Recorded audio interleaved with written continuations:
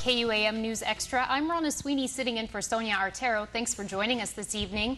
For the remainder of the week, News Extra will commemorate homeless awareness outreach by featuring those on Guam that are doing their part to end homelessness. We'll discuss what causes homelessness, how homelessness affects the health of individuals and our society at large, and why working together is the only way we will solve the crisis of homelessness in our community. We'll start off today's feature with the Guam Housing and Urban Renewal Authority representative, Amor Say. Amor is GORA's planner who oversees all the government's homeless programs. Amor is joined by Dr. John Tracy from the University of Guam, and he is a social work instructor and has experienced homelessness himself. First off, for both of you, what is your definition of homelessness? I know it's a broad spectrum probably, but what, in a nutshell, is it?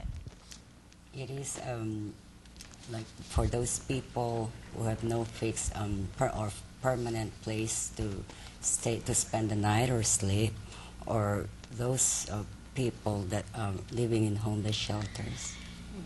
Now, since you've experienced homelessness yourself, do you have a different perspective on that, or a little more to say? That's pretty accurate. It's not having a place, basically, to call home.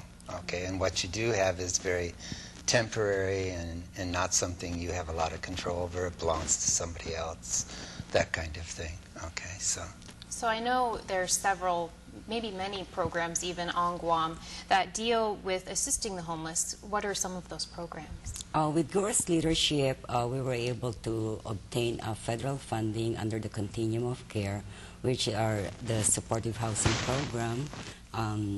This is the program that we provide to Catholic Social Services for transitional housing, and they do case management and job training and life skills training. They even provide educational assistance. We also have the Shelter Plus Care program. This is a tenant-based rental assistance. We provide rental assistance, which is very similar to Section 8. We provide rental assistance to those individuals with supportive services. These individuals have disabilities, and other organizations like the Department of Mental Health and Salvation Army and the public health provide the supportive services for these clients as well. We also provide funding under a community development block grant for Lighthouse Recovery Center. This is a shelter for homeless men with substance abuse problem. And we're starting a program with Oasis Empowerment Center. This is a homeless shelter for women with substance abuse problem. So that's something new to the island that you haven't seen here previously? Yes, this is the very first time we're going to do it. And how do programs like this impact the people who come to them? What is their change? What are some of the changes you see in them over time? Oh, we have a lot of, well, we have several success stories. We actually have an individual, well, actually it's who was in Lighthouse Recovery Center. Then after that, we were able to provide housing and supportive services via Shelter Plus Care. And after several years of being in the program, he is out, he's gainfully employed, and he was able to buy a property. So tell me a little bit about the Guam Homeless Coalition and who that consists of specifically.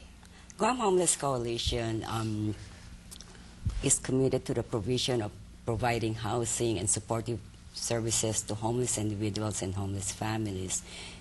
It consists of different nonprofit organizations such as Mental Health, Catholic Social Service, Oasis Empowerment Center, the Department of Mental Health, and substance abuse. We're going to have to stop you. We're going to have to take a quick break right now, so don't go away as we continue our series on Homeless Awareness Outreach Week when News Extra returns. Nice work on these girls.